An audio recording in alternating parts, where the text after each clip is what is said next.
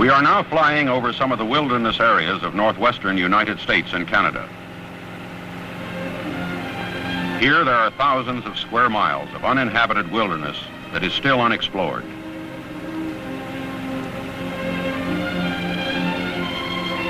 It is in these vast unexplored wilderness areas of North America that a 9-foot-tall, human-like creature is reported to live. This is the home of the Bigfoot, or Sasquatch, as the Indians call him.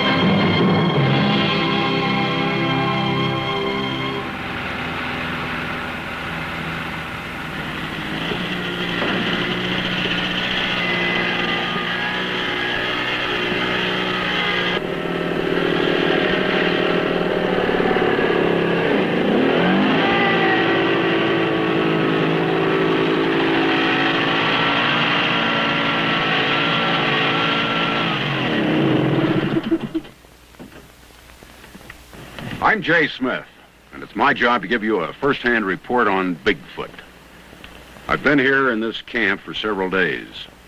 We're told it's Bigfoot country.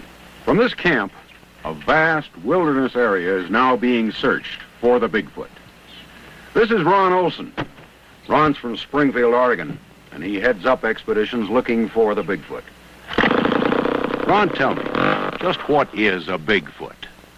Excuse me a minute. Craig, hold that thing up a minute. Bigfoot, or Sasquatch, as he's called in Canada, is a giant, hair-covered, human-like creature that's been reported more and more throughout the mountains of the northwestern United States and Canada. How big do they run?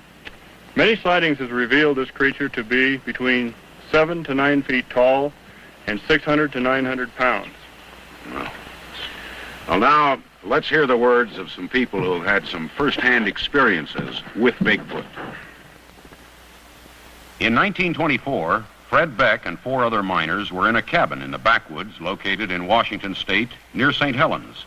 There were 4 or 5 creatures who approached the cabin during the night and proceeded to harass the miners by throwing rocks and pounding on the walls and doors of the cabin.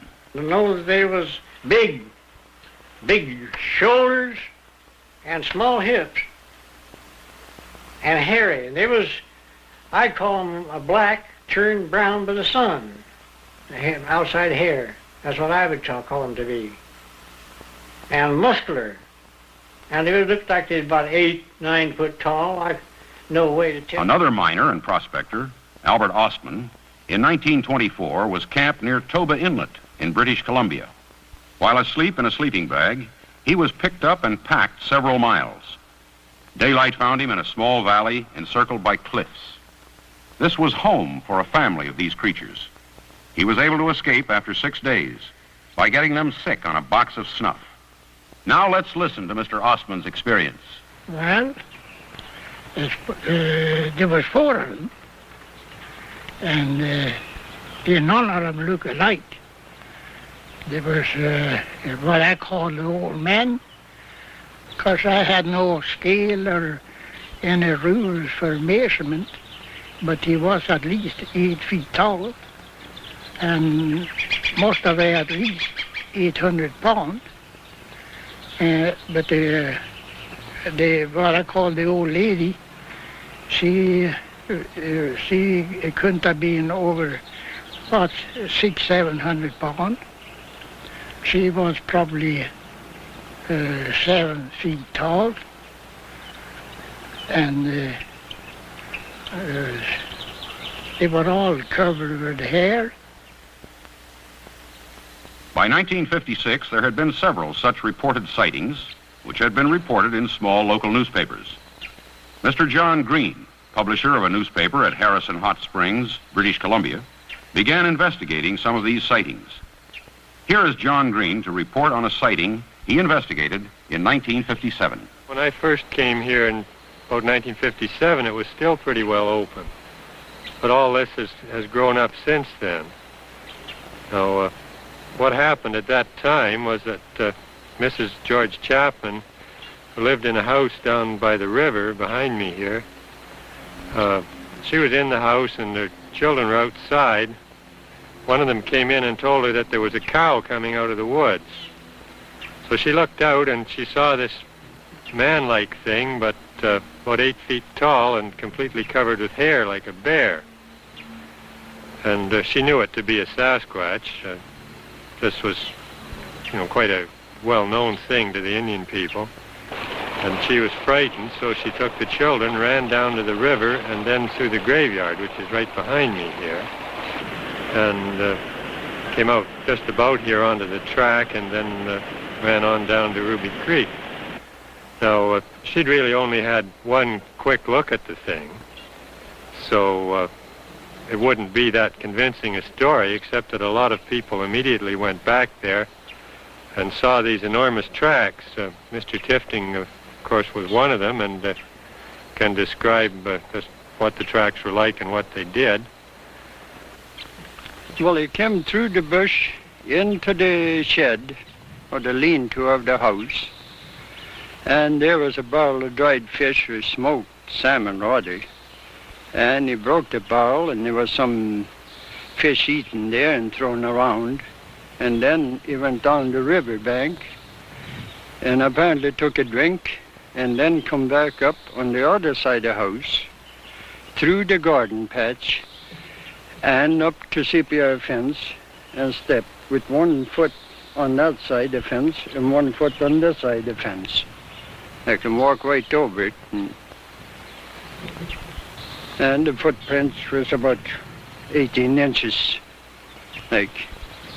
And then he went across there and over to the next fence there and went right up the hillside. And that's as far as we could follow it.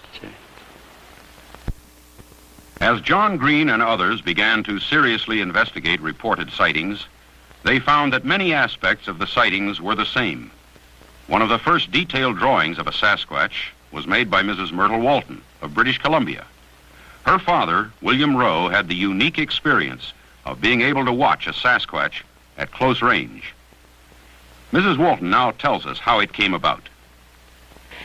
My dad come and asked me to draw a picture of this animal or human for him. He called it a Sasquatch, so he could send it to this John Green, and I drawed the picture for him, and just exactly the way he told me he wanted to draw. There was a few things he changed on it, like he made the arms a lot heavier, and the head was different, and the breast was different, and the back part was different.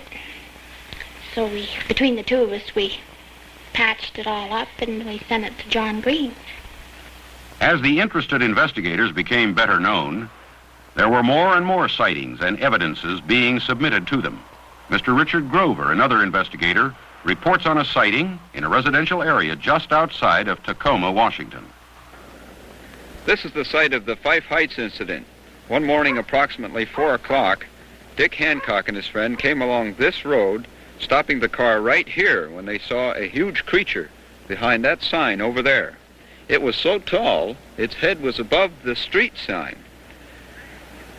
The creature took approximately 3 steps, crossing the road. It was blinded by the headlights, and it almost bumped into this sign. As it sidestepped, it caught this sign before it went down over the hill. This is the sign that the creature struck, and it bent it like this, leaving these indentations or scratch marks. It has been estimated by experts that it took 500 foot-pounds to bend this material. A few years after Mrs. Walton made the sketch for her father, she and her husband had a personal experience with a Bigfoot. This is what they report. Well, I think my wife and I have heard the Sasquatch. There's a swamp fairly close to the house here where we can walk out of an evening, and quite often we go down to watch moose. And One night we were down there and there wasn't any moose around, which was strange because in the summer every night there's moose in the swamp. And it was just before dusk when across the swamp we heard this screaming cry. There were 3 cries, screams, or horrible screams, or whatever they was. One after the other. There was silence between, and everything was just dead quiet afterwards. Just made the hair crawl on the back of your neck. We didn't see anything, but I've heard every animal that lives in the locality at different times, and it wasn't any of those. And if I was asked to describe the sound, I'd say it was a kind of a screaming cry, and it seemed to have anguish in it. Anguish was the thing that stuck with me. Here is an approximation to the sound that they reported hearing that evening.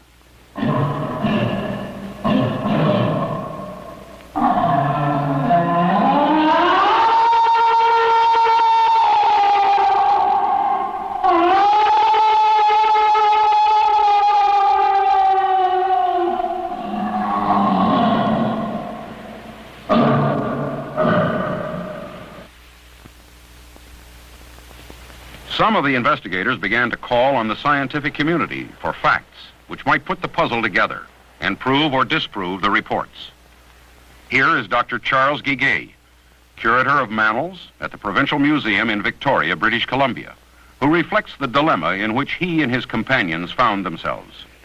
In my opinion, the Sasquatch, the Yeti, the abominable snowman, the Winnebago, the Cadabrosaurus, Loch Ness Monster, Ogopogo, all of these animals belong in the realm of folklore and mythology.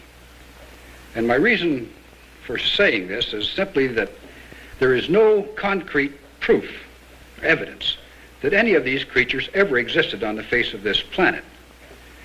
No one has ever produced a specimen, complete or incomplete, to prove that any of these animals have ever lived. The scientists were asking for physical evidence to support the stories of the reported creature. In 1958, Gerald Crew was building a new road in a wilderness area in Northern California. For several mornings in a row, he noted there were huge, human-like footprints around his bulldozer. He obtained some plaster of Paris and made casts of them. Here now was physical evidence of something that made tracks. Some scientists say they are made by a prankster. Here is another investigator, René Dahinden. No scientist ever came out in the bush to look at the footprints which we found. No scientists ever studied these tracks. They're sitting there saying they're faked without ever having seen footprints in the area where we found them. No technical evaluation was ever made. In my opinion, after having seen 3,000 footprints myself of 6 different sizes, I came to the conclusion this tracks to be made by a living foot, a creature with a foot like this, a Sasquatch, rather than a man with artificial feet.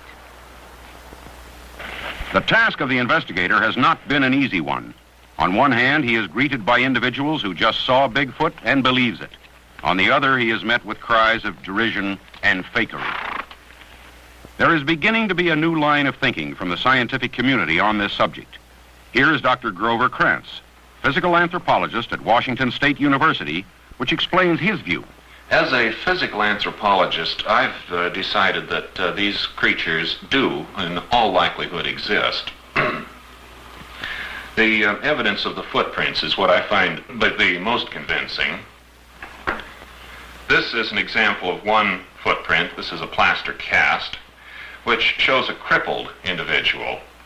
The foot was twisted, and 2 bulges appear, calloused structures on the outside edge of the foot, and correspond to gaps in the bones which I've reconstructed here. If this was faked, the person doing it had to be an absolute expert in human anatomy. Perhaps the most startling and far-reaching event in the recent history of Bigfoot hunting happened to a long-time investigator by the name of Roger Patterson. In October of 1967, he and a friend were in the Bluff Creek area of Northern California to investigate a reported sighting of 2 creatures. Suddenly his horse shied as a large creature stood erect from behind a log where it had been drinking from the creek. Patterson grabbed a 16mm camera from the saddlebag and jumped from the back of the rearing horse to take the following pictures. Let's hear in Patterson's words exactly what happened that day. As it walked across the sandbar, I was able to get some fairly good footage of it. It turned a couple of times and looked at us, and as it turned, it seemed to give me the impression that it didn't want anything to do with us. It didn't run, it didn't act scared, but yet it acted leery of us. Patterson thought that he had proved once and for all that the creatures existed, but he found that even the film was in question. As a result, the footage was submitted to experts in various fields. Among them was Janis Prohaska. Active in the motion picture industry since 1939 as an impersonator of animals of the ape family, Mr. Prohaska was convinced that Roger Patterson had filmed a living, wild creature. The movement is the only thing what throwed me a little bad, because he moved a little bit more like a man than an animal. Because you could see all the muscles on the body and the whole movement. It didn't move like a costume at all. And the size of it was enormous big size, so I don't know if they find a big man like that. Mr. Prohaska, you mentioned that the creature did not move, as if it were a costume. Do you think it would be possible to create such a costume? That would be a difficult... I don't think so. Because that costume, if it would be a costume, that would have taken such a long time to put the hair. You should put the hair by glue on. That would take about 10 hours, the whole makeup job. And it looked to me very, very real. I'm doing this since 1939, and if that was a costume, that was the best I have ever seen. Ron Olson of the North American Wildlife Research Association has studied the Patterson footage as much as anyone. Ron, what did you see in this footage? Well, this footage proved to me that these creatures are real and that they do exist. Now, how tall would you estimate that one to be? This creature was estimated by scientific methods to be about 7.5 to 8 feet tall. He was taking a stride of about 47 inches to 65. After he became spooked or more scared, he stretched to 65. Now, how does the length of that stride compare to, well, let's say the average stride of a man? Well, the average stride of a man is about, maximum stride of a man would be about 3 feet. Now, that arm appears to be proportionately longer than, say, a human arm. Have there been any estimates worked out on that? Yes, there has. The arm is, and always has been in all sightings, in all cases, definitely longer than a human's. Here the creature shows large pendulous breasts. The indication here, of course, is that it is a female creature. Do you expect to capture one of these? Well, this is, of course, I suppose you'd call the finale of our whole program is to make a capture. We want to make a live capture, and with this, we are using tranquilizing equipment. We hope to bring one of these things in with a live capture, live and unharmed, to prove once and for all that this does exist. And since it does exist, maybe then there can be laws and things passed to protect these creatures so that they'll never become extinct. In the past 2 years, there has been a new undertaking by all concerned investigators to consolidate all of their data. All new sightings are investigated and reported on a lengthy questionnaire. Then this information is programmed into a computer.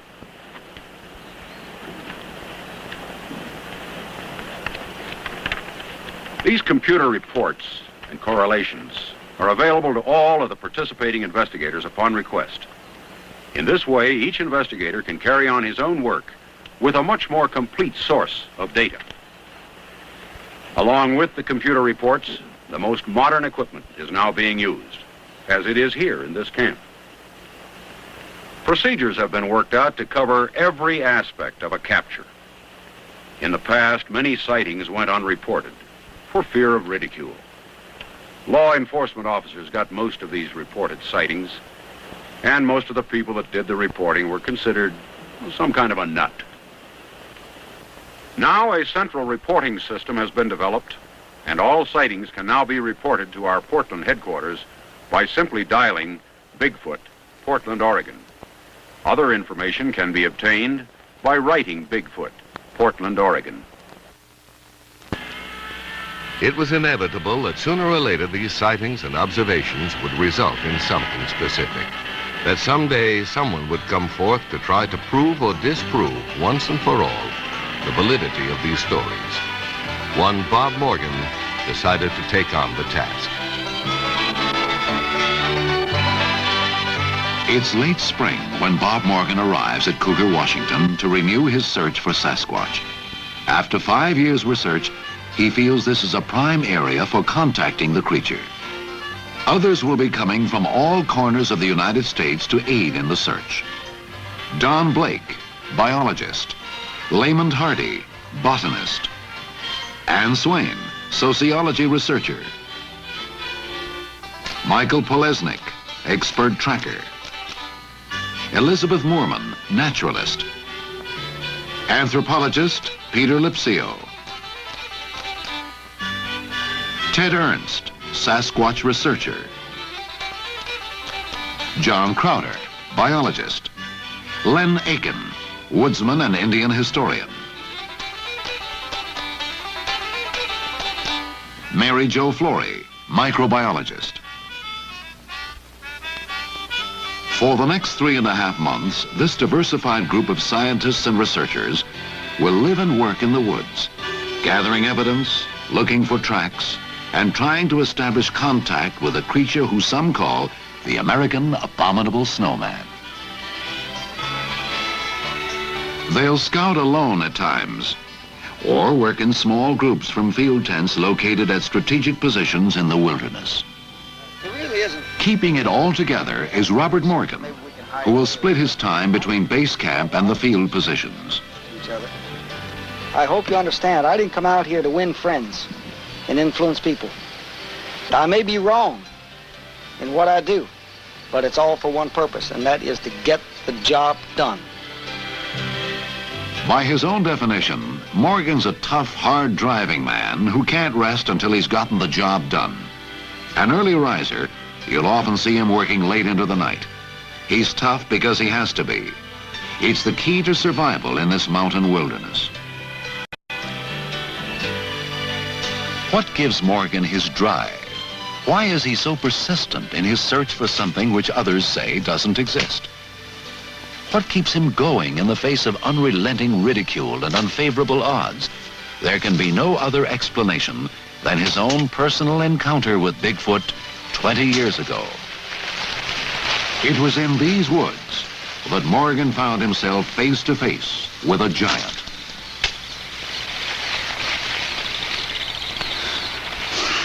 Well, it all began for me in March of 1957 when I was hunting in Mason County, Washington. I saw a creature there, came face to face with it. The most man-like looking gorilla I'd ever seen. This is how I described it, because I didn't know. I'd never heard of Bigfoot, never heard of Sasquatch, the Omaha, or the Yeti. I had never heard of any of that. And all of a sudden, I came face to face with this creature, about 40 yards away, I guess he was. And he had the most knowing look on his face. His eyes. I remember the eyes, I think, more than anything else. And then I discovered, much to my surprise and shock and dismay, when I tried to report it, it was treated as though it was a hoax, as if it were a joke. This creature does exist. It's here. It's all around us. We can learn from it. And yet modern science has turned its back on it. They don't want to know about it. Now, that makes me madder than hell. We are told that giants live only in storybooks and dreams. If this is the case, then a lot of people have had the same dream about Sasquatch.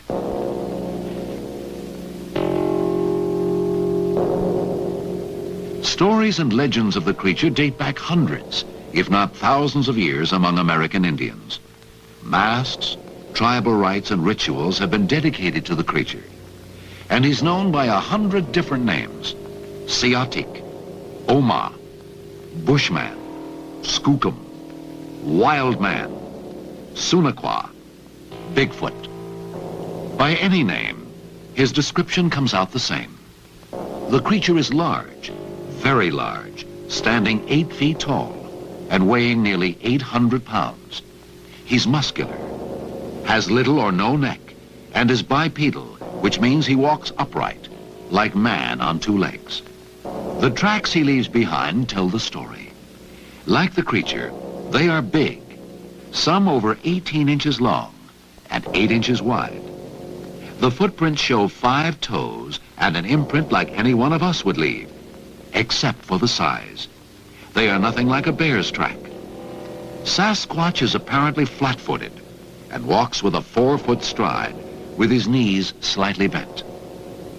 Each hand of the giant primate has 5 fingers, but he doesn't have an opposing thumb, indicating he cannot grasp small objects the way we can. Little else is known for sure. Bigfoot is thought to be semi-nomadic, following a trail of food which is quite variable. Berries, grass, seed, fruits, even small rodents, fish and insects. Other questions remain. Is he dangerous? Would he attack a human? While he is generally believed to be non-aggressive, these thoughts have certainly occurred to more than one expedition member, including Morgan. Do I have any fear? Of course I have fear. But what the hell is worth doing in this world if it doesn't have a price to pay? In my own instance, I have been in the close proximity of Bigfoot, and I have not been attacked. I am alive. I feel that he had every opportunity in the world to kill me on many occasions, and they have not chosen to do so. I have respect for this creature, but I don't fear him per se.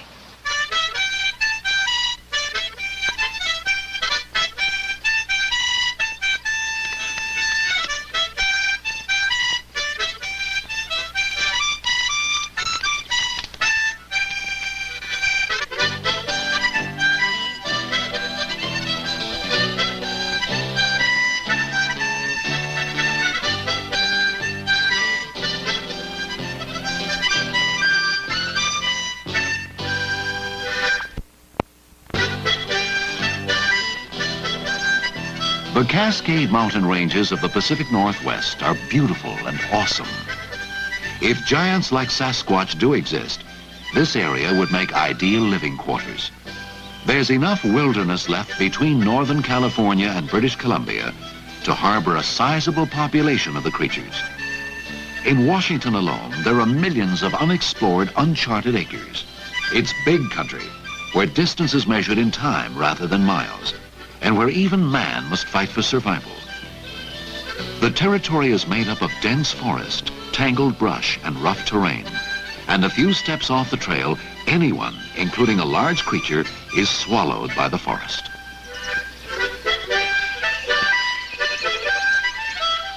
The trees and underbrush provide such good shelter that you rarely see any animals. But the animals are here. You can feel their presence. You can follow their tracks if you're skilled. And there, among the tracks of elk, wolves, and wildcat, are the gigantic human-like footprints of Sasquatch, and they cannot be denied. Tracks that give monster stories credibility. The forests of the Pacific Northwest have been claimed by the loggers. But where the logging roads have not reached, where the bulldozers have not swathed a path, the country remains as it was thousands of years ago, an untamed frontier.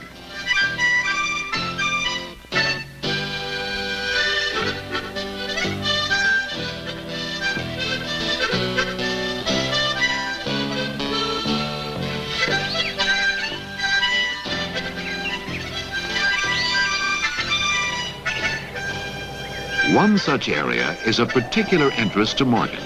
He wants it scouted for future exploration.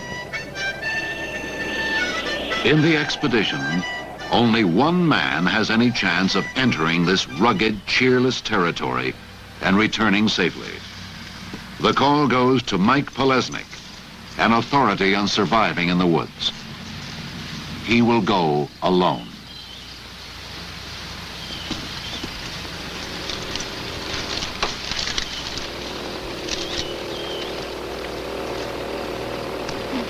Okay, Mike, here's what the situation is. As you know, this area, as far as I know, according to the people that live around here, has never been crossed. They hunt the peripheries. One guy, as far as we know, goes up a short distance up this stream in order to fish, but they don't go in here. But the problem is, you see, the logging areas have surrounded this area. It's kind of a, you know, an oasis. So I've been wanting to go in here for 2 years. You have 5 days. Use your own time, use your own judgment. And the important thing is there's no possible way of radio contact or anything else. You're on your own. And all I can tell you is be careful. All right, if I get onto anything, I'll go ahead and stay right on it until I get a positive ID or establish communications in some form. If you're having problems, put up a flare. All right. Okay? And we'll, you know, take a bearing on that. Okay? Mm-hmm. That's it, my friend. You got all your gear? How much food do you have? 5 days. That's it. To the casual observer, the area where Mike is headed appears tame and inviting. But an experienced woodsman like Mike knows that staying alert means staying alive.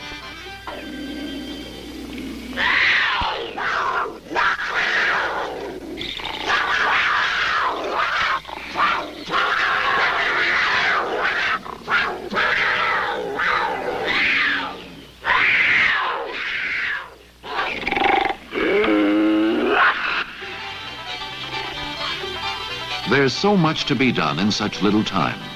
Morgan keeps the expedition going at an accelerated pace.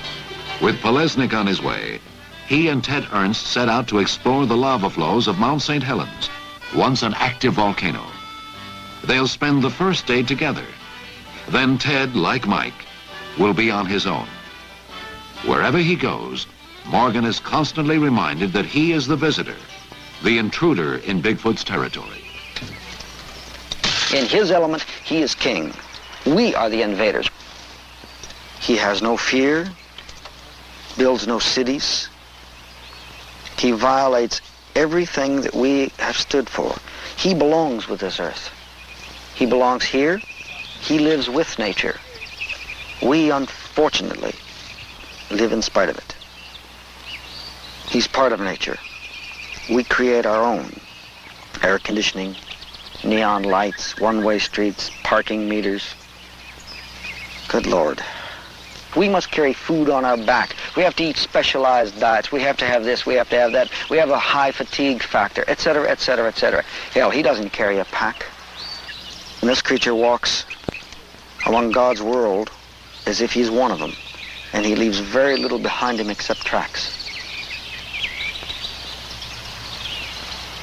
It's kind of sad that we are in pursuit of a creature that lives so beautifully with nature.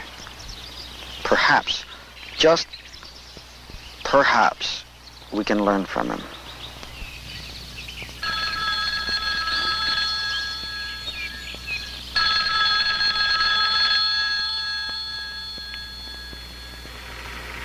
Morgan receives a phone call from a logger named Skip Wood.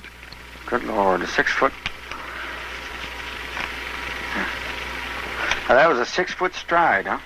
While clear-cutting acreage in Washougal County, Wood and several others were visited by a large, hairy animal. You haven't lost any loggers. The creature, today, matching Bigfoot's description, no choker watched the lumbermen from a rock clearing above their camp. And they watched it for 4 hours. This is very intriguing because this is the second report now we've had within 2 months of cataloging and having the creatures come near, loggers during the day, which is extremely unusual. And I'll be en route within the hour. Thank you so very much. We'll get underway, and I appreciate very much your call. Have a nice day. Bye. Hot report, day before yesterday. Reports similar to Skip Wood's have been on the increase in recent years as civilization creeps deeper into the forest. They're not just limited to the Pacific Northwest. The skunk ape of Florida, the bush monster of Idaho, the Sunaquah of Canada, the Yeti of the Himalayas, all bear a striking resemblance to Bigfoot. Could it be that these creatures are cousins, members of an evolutionary strain unknown to modern man? And does it roam these woods with bear and other wild animals? Morgan wants to find out.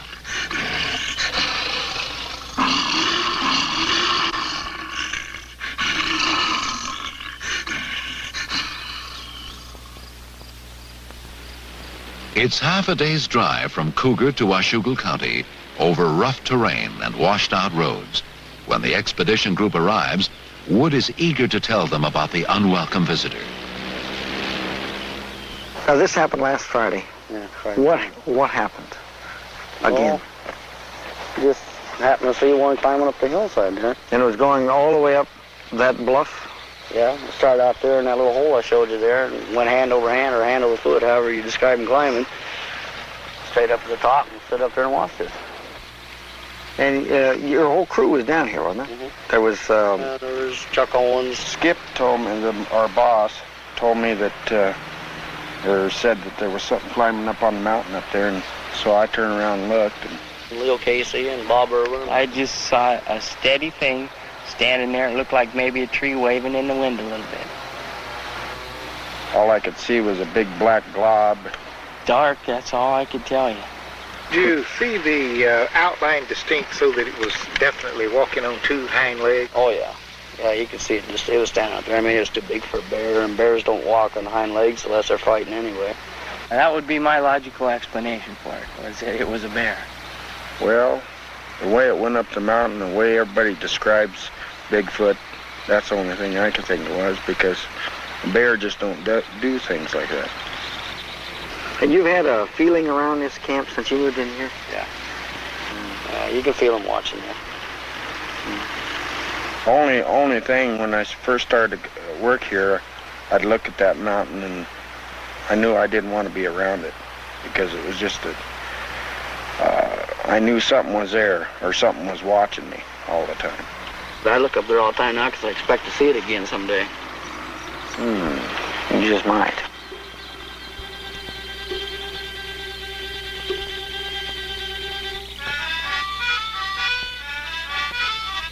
The loggers want nothing further to do with this or any other Sasquatch. So Morgan and Elizabeth Moorman set out alone for the rock face where the creature was seen.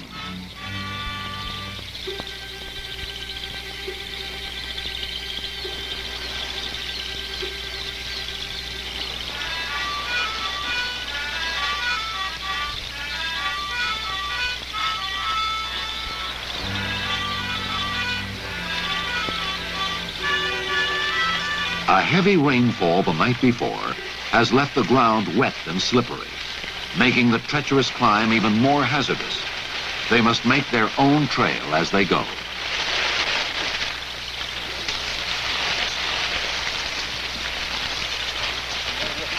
What looked so near from below will take them 6 hours to reach, and they must hurry to return by dark.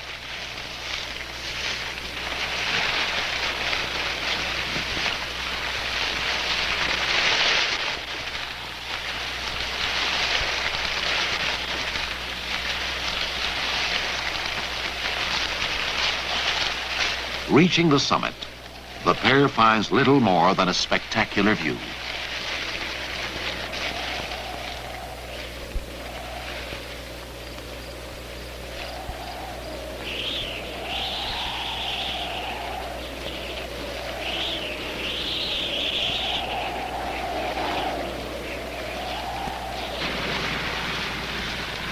Morgan has chased too many reports.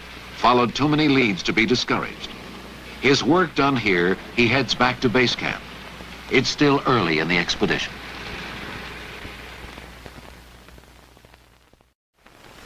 We both believe that we... Before our solved film it. crew arrived, We couldn't expedition member swear it. Ann Swain had what might have been the first Sasquatch sighting of the expedition. She recounts the incident. I turned to my right and I looked down at the end of the creek, and as I lifted my binoculars, I saw this huge black form. And I just froze, and I looked, and maybe 3 seconds passed. And I put my binoculars down. I was really excited. I didn't know what it was. I saw it. It was large, and it was behind these bushes. And I put them down, and I called to Bob, and as I put them back up to look again, it was gone. When we got into the woods, to the forest, there was impressions, and they were larger than even a large man would make. And it was just where the pine needles had been, it was very wet in there, had been pressed down and made wetter than the surrounding area. There's a lot of evidence in this country. There's a lot of reports. And I'm thoroughly convinced there is a Bigfoot out here. Many of them, families. The group returns to Cougar in time to pick up Mike Polesnik, who's covered 20 square miles during his 5-day trip alone in the woods.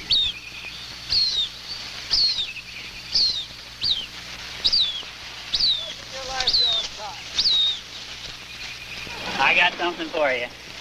On his way out, Mike found large, barefoot, human-like tracks. It's exciting news. Coming out of the woods, next to the berries, and there were still berries on the ground.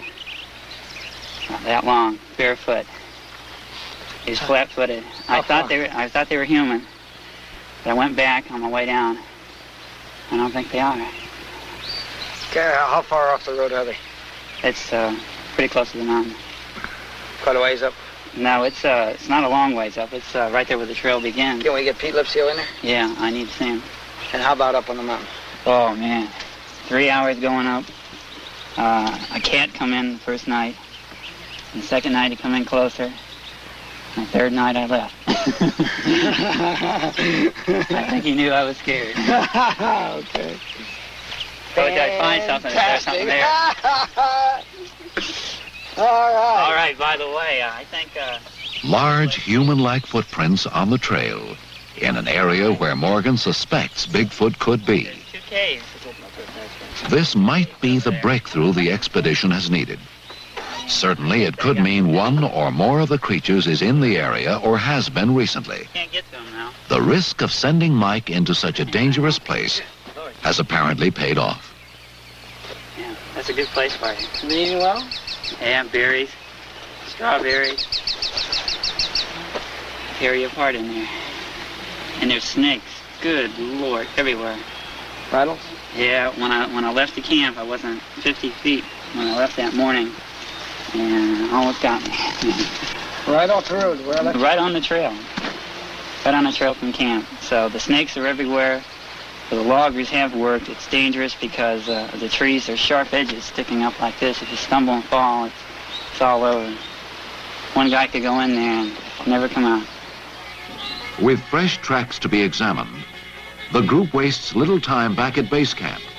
Just long enough for Mike to get a beer and doctor his feet, which blistered during his journey. Earliest reports of tracks found in these forests date back to 1811. A trapper stumbled across footprints 14 inches long and 8 inches wide. Over the last 5 years, Morgan has found numerous tracks in these parts. The ones Mike found are the latest in a long string of evidence Sasquatch has left behind. These particular tracks leave little doubt that something large with man-like feet has passed through here. It ended went into the woods, and after that, you just couldn't pick up anything with the foliage on the ground. Pete, make your measurements, photograph, measure. We'll photograph it up, and take measures. tests. And I'll let Michael pour some tests. Mike, would you give me a hand here for 1 second, please? Just hold on to that, okay? And hold it up. Very interesting. All right. Something's moved through here. These ferns are down. Okay, hold it. Good. I never cease to be amazed that when I see a Bigfoot footprint and look at it, that I really don't realize the massiveness of it until I put a ruler down. And then I say, good Lord, you know, that's 16, 17, or 18 inches. You don't realize it until you put that ruler down. And consequently, if you were walking casually by, not looking for Bigfoot, and you saw barefoot footprints, you'd probably ignore them. I'm sure that it's been done many times.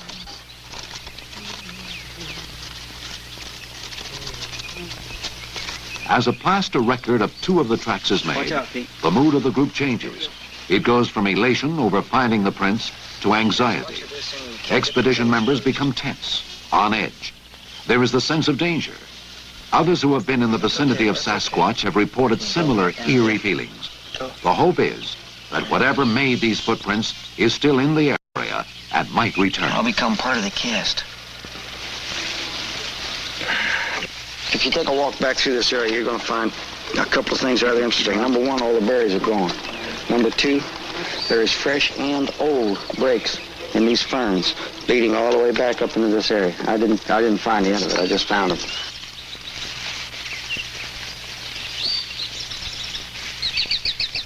It would be senseless to send a scouting party into the surrounding woods. The tracks are now several days old, and there are too many places around here to hide. So the group heads back to camp, satisfied with what they've uncovered. By early August, Morgan has gathered enough data about Bigfoot in western Washington to warrant new plans. He's convinced there are 2 or more families, mother, father, and 1 or more young, who travel a specific route through the Mount St. Helens area. Minor changes in field positions will place the researchers right along this movement route. We're going to tighten up. As you know, when we first came out here, we thought of 3 migratory or movement route patterns. We've pinned down one that seems to be used now. So rather than ranging out now, it's time, I think, to move in closer. If you can't find the creature, Morgan likes to say, let the creature find you. You can do what you want during the day, you know, do your normal tracking and ranging out during the day. But in the evenings, in the early morning hours, set your alarms, and from pre-dawn till perhaps 2 or 3 hours after dawn, I think we should be especially aware. So I'll show you the way we're going to do this. Don, you and Lehman are going to take...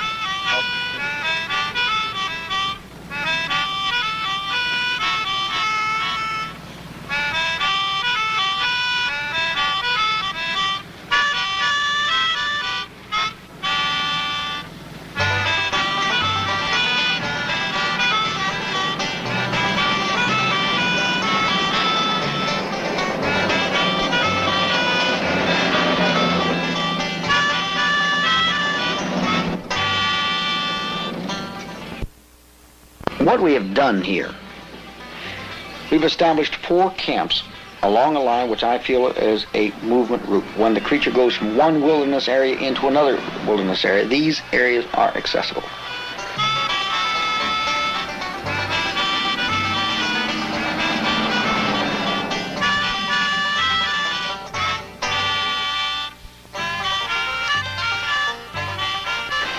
I cannot go into the total wilderness areas because we are not logistically equipped to do so. Here I'm trying to get him a little bit on my ground.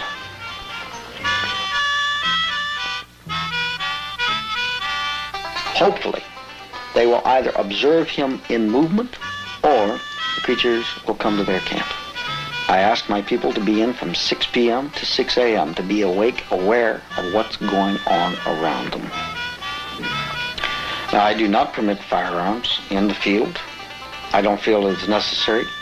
I feel that if a creature like this wants you, your firearms are nothing more than an iron teddy bear, because he's going to get you. So certainly there can be a time when this creature could be dangerous. But if you don't want to get wet, stay the hell out of the water. If you're not willing to take that chance, don't come along with me. It's as simple as that. And every one of my people, they know this, they understand it, and they accept it.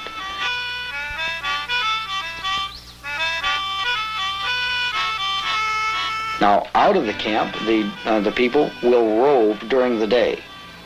and they go within certain areas that I've assigned, and they rove around, and the biologist and botanist are doing their job, which is an updating, constant updating. I'm getting a constant update of what food is available, what succulents are available, what animals are moving where. The biologist, the tracker, is telling me what animals are feeding on. I'm constantly aware of what is happening out there. What is the weather like? What animals have been eating by their defecations, the browsing, whether or not the animals are in abundance. Are they sitting still? Are they moving? Where do they water? I'm constantly aware of everything that's going on out here.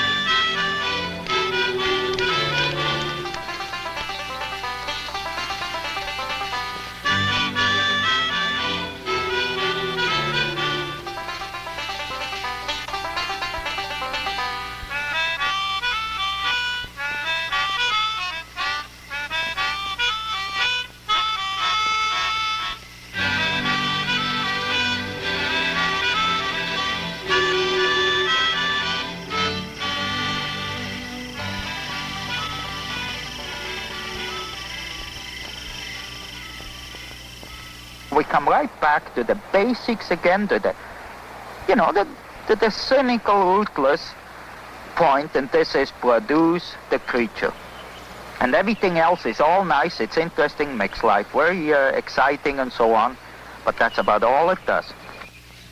Morgan has driven to the Canadian border to confer with two men who are chasing Sasquatch through British Columbia, where creature sightings have become commonplace. Rene de Hinden lives here year-round and has been on Bigfoot's trail for 2 decades. John Green, author-journalist, has written 3 books on the subject. Over a picnic table rich with Bigfoot artifacts, the 3 men discuss their different operating methods. De Hinden and Green both say the creature must be brought in dead or alive. Morgan contends that Sasquatch is too human-like to destroy. I don't think there's any argument that the fastest way to bring this to legislation for the betterment of the species, the fastest way would be killing one. The only way. Possibly. However, the killing of one, how does the... I just feel that I really feel that the youth of this world and the people that are young at heart have had enough of the killing. I really feel they have had sufficient of the slaughter of species for the so-called enlightenment of man. But I think that it is time for a new precedent to be set, for legislation to be passed on an accepted species without total so-called scientific knowledge. All right, why pick this species? Are you going to stop people from slaughtering hundreds of thousands of deer every fall? Why not start now? Why start with this one? Well, I'll tell you why. It's because it looks more like man than any other, and as far as I'm concerned, that is a concern for humankind, not for any animal kind. You remind me of the little old lady who got all hepped up when I told her I would kill a Sasquatch, and then she went in and had a steak dinner. First thing first, and the first thing is to find proof, 100%, so there's unquestionable evidence available which proves the existence of this creature. And the rest of them is all, well, it's nice. You know, you can dream about it and so on, but you have to be cynical, you have to be ruthless, and it's no game. It's no game. It's one of the biggest scientific discoveries the world has ever seen.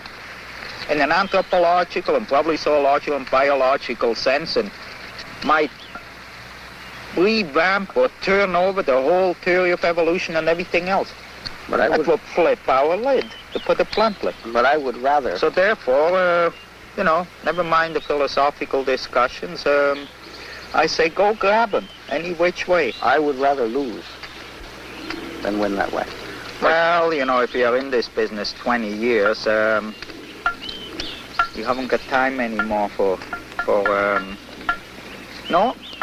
I'm in this to collect the Sasquatch, dead or alive, to prove its existence, and, you know, that's all there is to it. While Morgan is away, a local resident discovers large impressions practically in the expedition's backyard. Mike Polesnik and Layman Hardy visit the area to see if the tracks will yield other clues. Like a team of detectives, they scour the area, and their efforts pay off. Apparently something large was walking along this frigid mountain runoff, perhaps to cool off from the heat. And while walking, slipped on a moss-covered rock, leaving several hairs and a large impression in the stream bed. The hair is sent to Mary Jo Flory at her laboratory in Portland for analysis. It will take several weeks for her to determine who or what left it behind.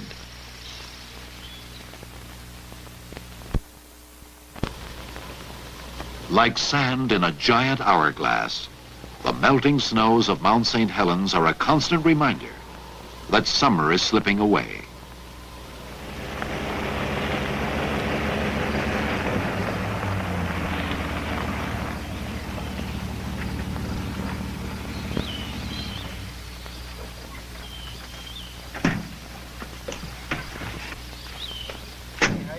Near the base of the mountain, Don Blake and Layman Hardy have heard strange sounds. Loud, piercing screams, which they cannot place. Morgan has sent Len Aiken to investigate. They didn't sound like birds, and I couldn't imagine it being a cougar, because it didn't make a noise like the cougars we hear it back home.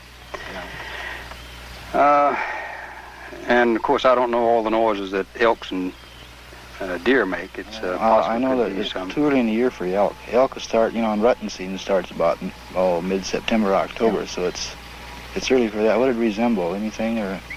It was not a human type scream. It's the type that I've heard chimps make. It's sort of a chimp type scream. And completely. I'll go along with that. It did sound like the kind of noise that you hear a chimpanzee make when, say, you're taking something away from him, you know. Not an alarm, just more of a... frustration type. Yep. But it was quite a little distance off. It was probably as much as a quarter of a mile in September. While scouting nearby terrain, Aiken and Blake discover a lava tube cave, one which no human has ever entered.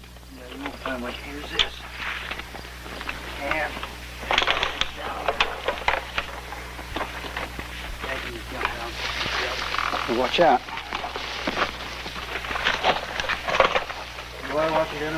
Yeah.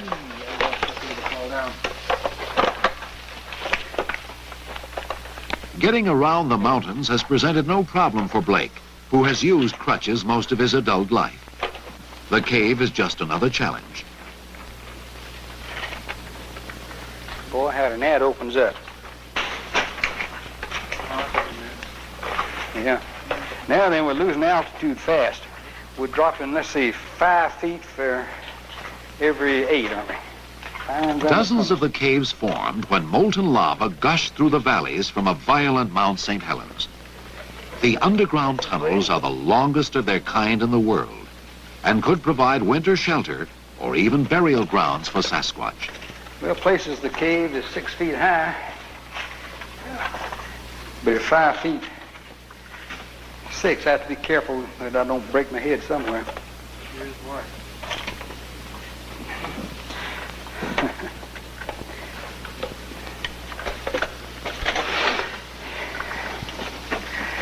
You can't even see the end of the galley here. No, that goes right on down. It would take several years to explore all the lava tubes, if you could find them all. This cave offers little besides relief from the heat. Well, that's quite a cave there, Layman. Yeah, you were gone 2.5 hours. Coming out. Feel that heat just blasts you right square in the face as soon as you get to the lip of that hole. While you were gone, I was reading. Something rolled rocks down from the top of the hill right up here. there was about 5 different intervals of it, probably 15 or 20 minutes apart. And then there was one time I heard rotten wood move, crash or something. So I don't know whether it was an elk or a bear or some other animal.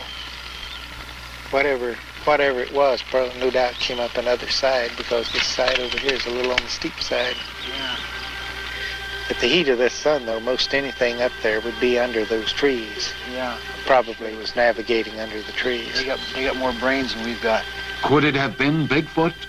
He's been known to throw rocks at people before. Or could the giant creature turn out to be a giant hoax?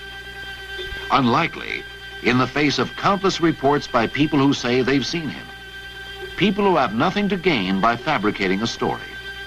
People like Patty Carter, who as a young girl was befriended by a young Sasquatch. Patty, it was a couple of years ago, I guess when we first met, and you told me I found intriguing story about what happened to you when you were a child. And I wonder if you'd recount that for me on your first encounter. Well, there was 2 of them. A big one that was fairly heavy with child, young, whatever. And a young one stood there and looked at me for a while, and then they come down to the creek, got a drink, and then they left. Anyway, they come back about every week, and got so I'd take them down some venison sausage Daddy made, and they'd eat it, and they'd throw sticks and rocks and stuff, play catch with it. With who? With you? The young one, yeah. We wouldn't throw at you, would No, just to me. Very gentle. Underhand type motion. Very, very gentle. Did you ever throw it back to him? Uh-huh. And then what would he do? Pick it up and throw it back to me again. And how long would this go? A couple hours, like playing catch with it. The female, it had its baby not too terribly far from me. It's like, about 25, 30 yards, I imagine. Was that in a cave, or was it No, out in the it was open? it was by the creek, by the stump, behind a stump. Behind a stump. Did the creature make any sound? Well, no more so than anything else would, giving birth to a young one. It hurts. And then what did the creature do? Well, it wouldn't let me near it at all, near the little one. Mm-hmm. And she cleaned it off and picked it up with this way, held it next to her, real close to her. Do you think that these creatures are animals? No, they are not. They're human. I took and looked these tracks down here good, and they was about 6 inches wide and about 18 inches and a half long. Sounds crazy, don't it? But it's true. What do you think, Annie? What do you think it was? I don't have no idea what it was. But you know something was there? Yeah, I had never heard of Bigfoot at the time. I'm scared to death. Yeah, but we got one hell of an introduction here one night. Let me tell you, we did. The creature is real, very real to folks like Don Autry and his wife Annie, who live down the road from Expedition Headquarters. Bed goes right through that door right over there then. And I was laying there and I heard something groan. I raised up on my elbow and I listened to that just for a minute. And I was going out, what in the hell's going on here? And I hollered, "Dad!" By the time I hollered, "Dad," she was standing there in the door and she said, "Are you groaning?" I said, "No, hell, I ain't groaning." And she said, "Well, there's something is." And I got up. You're going to have to hit me on this a little bit, for I don't remember exactly all that had happened. For I was scared that I got to death. That's all it was to it. And anyhow, I come out of the bedroom and come in here and I listened to that for it just a minute. And I got an old single shot 22 that I had, just single shots, you know. So I loaded it. Then I went to the bathroom. And while I was in there in the bathroom, remember what that was, come from out of the woods back from about southwest, coming this way here. And damn, it sounded like he weighed 500 or 600 pounds, even more, just really putting his feet down heavy, you know. And Was it moaning at that time? Yeah, moaning all the time. Never quit moaning. And anyhow, he'd come on up to the bathroom wall there, and I stood up in the bathroom floor, and that bathroom at that time was 4 foot off the ground. And that sound, he was this close to the house, and that sound was coming right straight through the wall, right into, just like Kiss, you know. And then he traced all around out here, and I come back in here, and we sat around. What else could you do but sit there and listen to the thing? And I did. I started to go outside. And I got right along in here. There was another deal out here that I've tore off since then. And she grabbed me by the arm. She said, "You don't know what you're going out on." And there ain't no damn way you got me outside then. Did you have any feeling of fear? Did I have any feeling of fear? How tight did I squeeze you, huh? It wasn't me, it was the gun that squeezed you. Yeah, I was scared. You betcha. Definitely. I was scared. I logged this country. I've been logging it for 11 years, and I'd never seen nothing. I'd never seen a footprint until I just walked right upon it right here at the house. And it wasn't a prank. It wasn't a prank. That wasn't a prank. For a man that had to have been over 8 foot tall to make tracks in that snow like this down here. And I don't know nobody that big. And I was born and raised in the woods. I've killed bear, helped kill elk, deer, everything.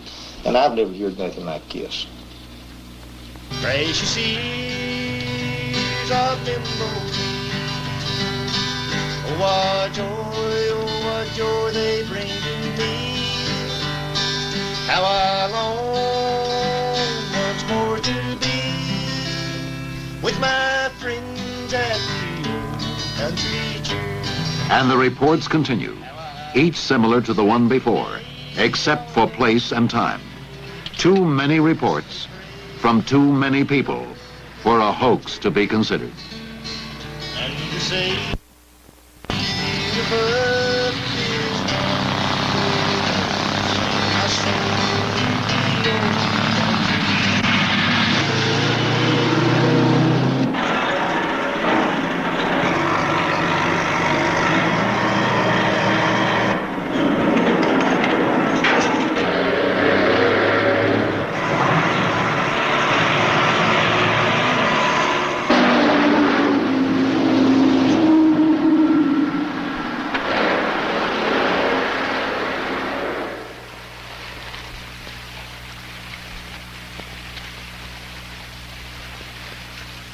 I I believe that this could be a possible area for him.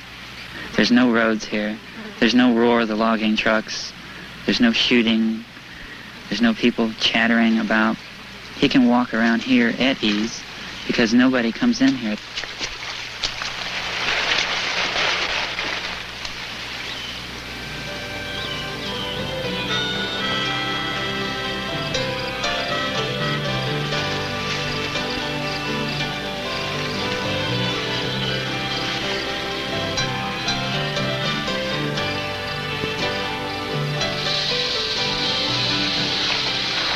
Despite warnings not to go, Morgan and Polesnik returned to the untamed area the tracker explored earlier in the summer.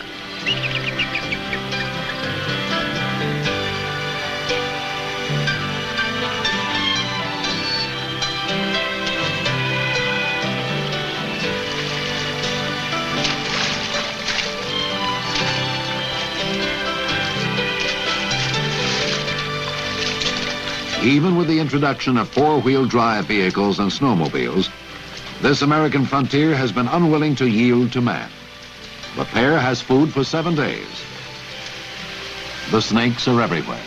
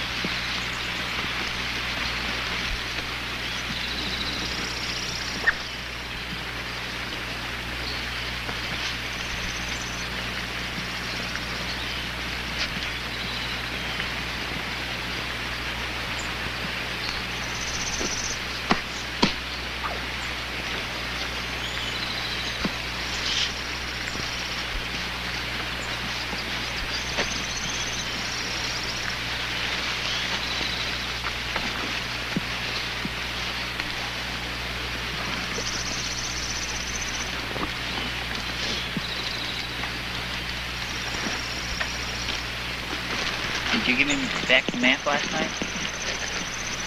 Back up in the side pocket.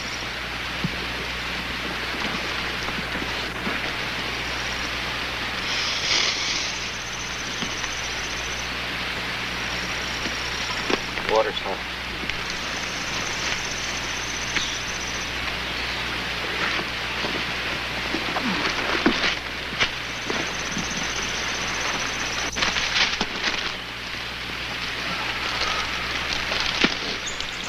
You got a combination there? Yeah.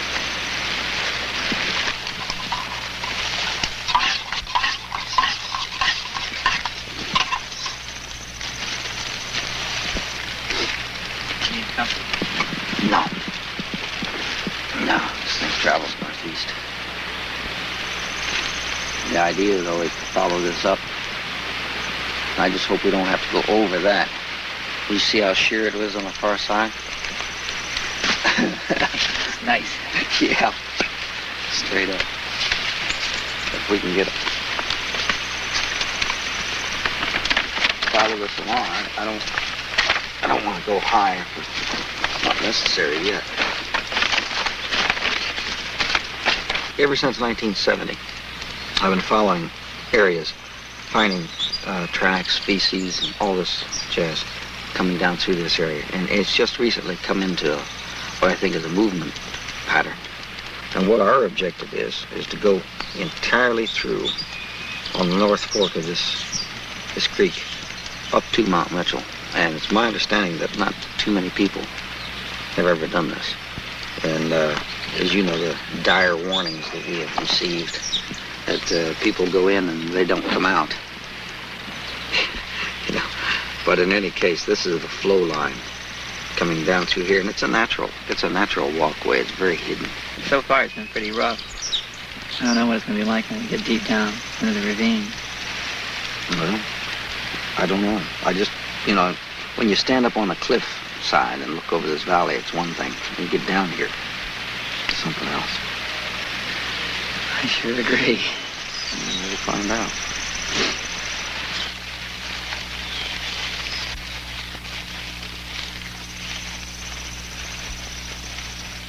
Well, Bob, I sure could have had a better choice of people to go out of this world with.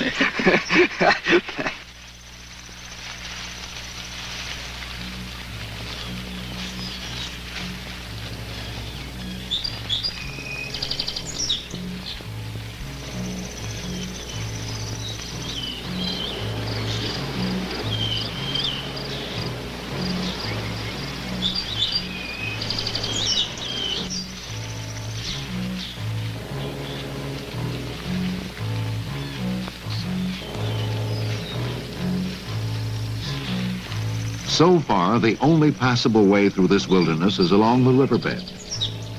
The water is icy, the algae-covered rocks treacherous.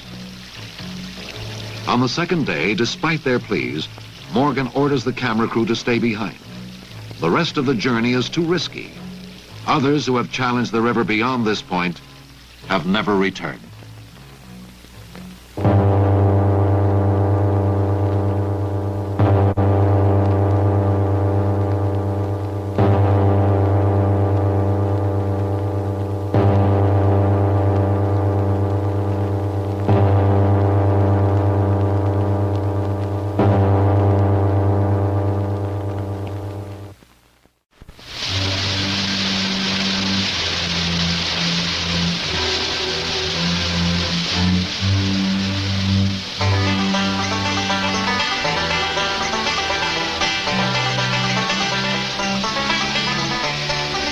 The intense heat has driven Elizabeth Moorman to seek refuge under nature's own shower.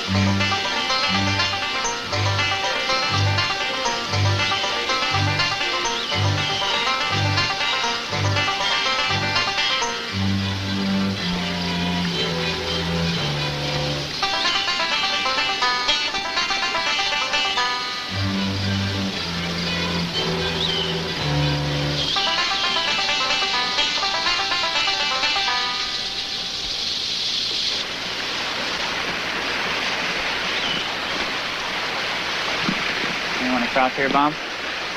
For Morgan and Polesnik, the trip through the river valley has been arduous and frustrating. Okay. A bad fall has left Morgan with several bruised ribs. On more than one occasion, they felt they were being followed. Whether it was a bear, cougar, or some other creature, they could not be certain.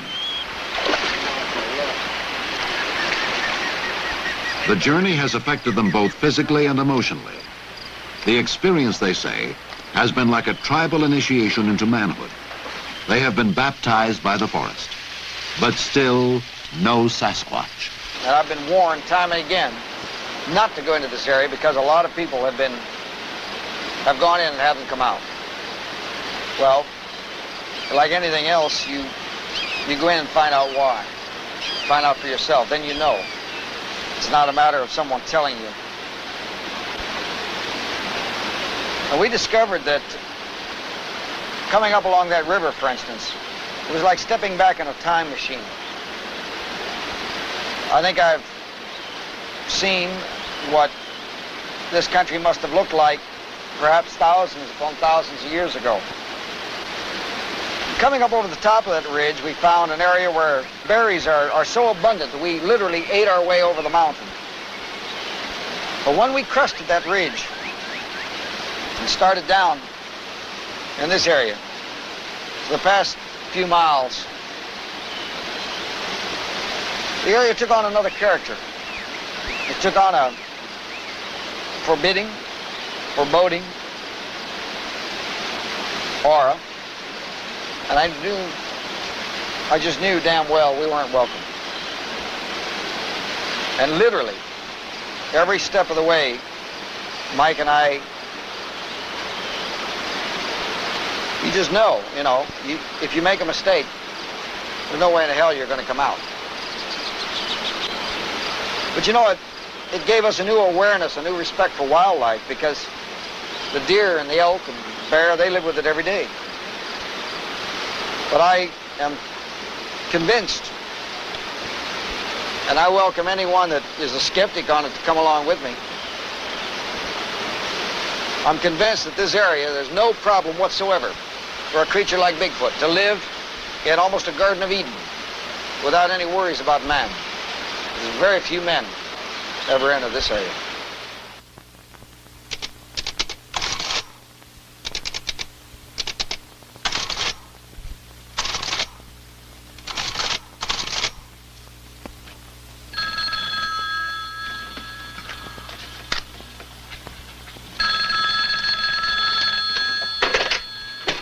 Hello. Oh, Bob, this is Mary Jo, Florrie. And you remember those hairs that you sent out to the lab about a month ago? Yeah. I finally got a report back from the director of the lab on those. And he feels that those are human body hair from the lower extremities. From the lower extremities? Of course, it doesn't confirm absolutely, but it certainly is highly indicative. Well, the circumstances under which they were found, is very well documented. And I think the chances of that being Homo sapien is very, very remote. Well, I am inclined to agree with you. Thanks for making this a very good day. Bye-bye. Bye.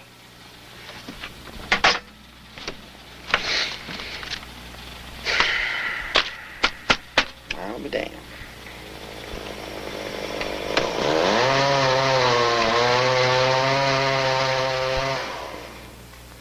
August sizzles on.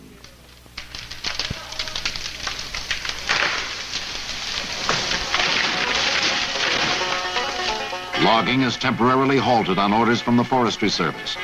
The extreme fire danger has made logging too risky.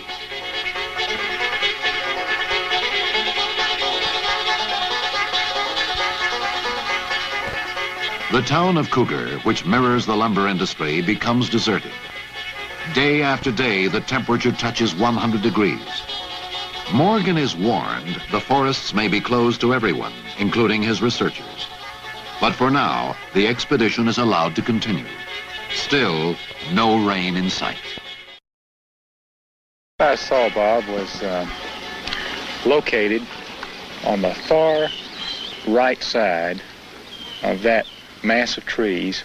It was large enough for me to see with the unaided eye. John Crowder has seen something he can't identify on a ledge near the snow line of Mount St. Helens. A strange sense of fear had invaded his camp shortly before the sighting. It was a feeling no one could explain, like so many other things this summer. Big enough to see. Well, you know of the gray Bigfoot that's been reported in this area, but also I think we should be aware that there are, I believe, mountain goat up in this area. There's only one thing to do, and that's survey the ledge close up. Morgan and the others have made this climb many times before, on another mountain at another place in the forest. Morgan has become weary from the endless climbs and dead-end trails, but any feeling of fatigue he may have is no match for his unrelenting drive to find the Sasquatch. He's so close now, he feels nothing will stop him. All the signs are there, the tracks, screams, reports from loggers and residents. Morgan is convinced he's located a movement route for at least one family of Bigfoot. A movement route that goes straight through Ape Canyon. Named that in the 1920s, when a group of prospectors were attacked by vicious, hairy apes. Ape Canyon is just beyond where John Crowder saw something large and gray.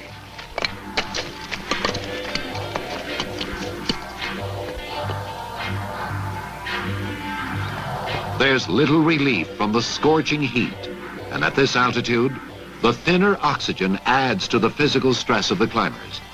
It's hard to describe the frustrations of having made the climb and finding little more than scuff marks. Morgan knows time is running against him. I think that next to closed-mindedness, I think time is our greatest enemy. Most definitely time. The lumber industry is cutting into the forests. Man is moving in more on his snowmobiles and his trail bikes, his four-wheel drive vehicles. The Bigfoot has to retreat.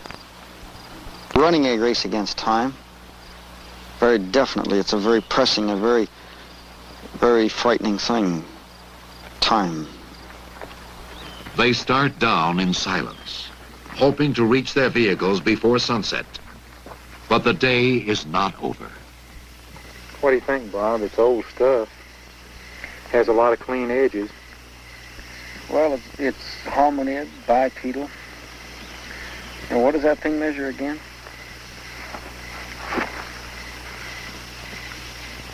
Oh, roughly 13 to 14.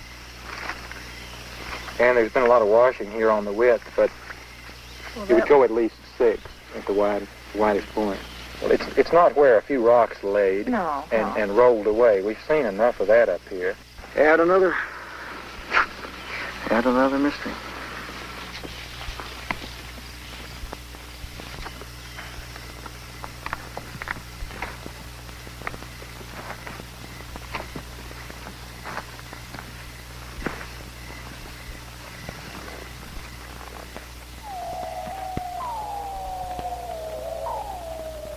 August passes the sun to September, but the forest has had enough.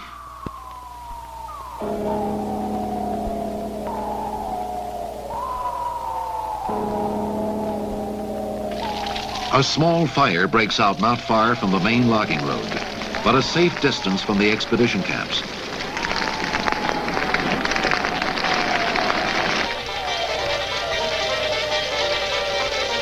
Firefighting teams are on the scene quickly, and the Forestry Service is encouraged by a general stillness of the wind.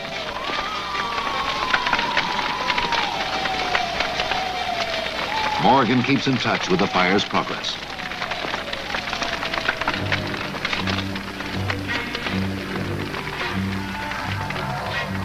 The fire burns into the night.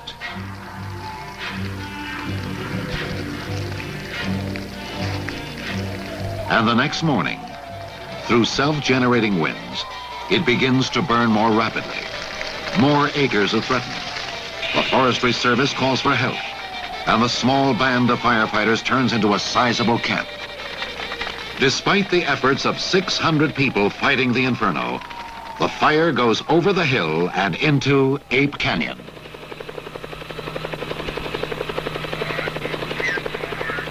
Morgan is distressed as the fire spreads quickly through the canyon. All the evidence of Sasquatch in the area has led directly to this place. He surveys the situation with Sam Melville, star of the Rookies television series, who's visiting for a few days. I want to get a shot of that plane.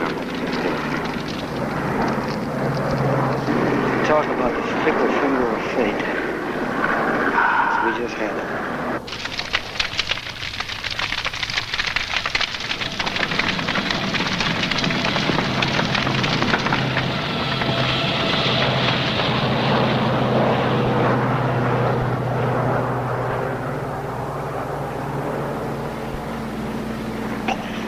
What do you think? Do you think you have to pull any of your people out of their base camps or out of their camps? Yeah, it's possible. I warned the two biologists, you know, they're right over the ridge. They're right over the top. And this will alter Elizabeth going back into the lake.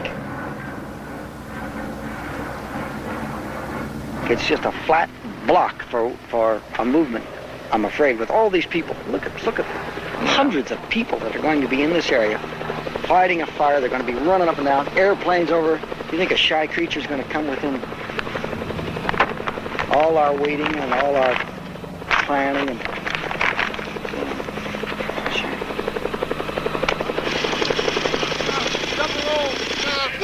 our whole damn concept was locked along that one route, and there's not.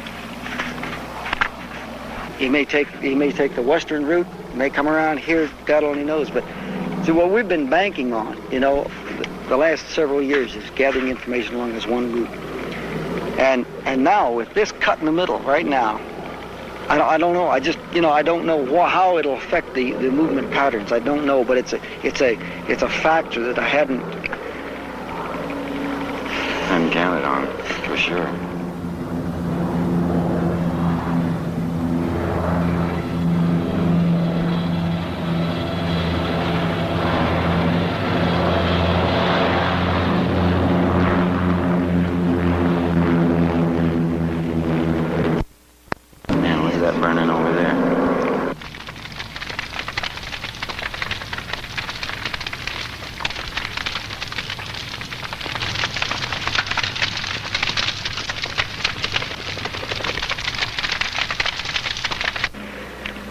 Well, next year.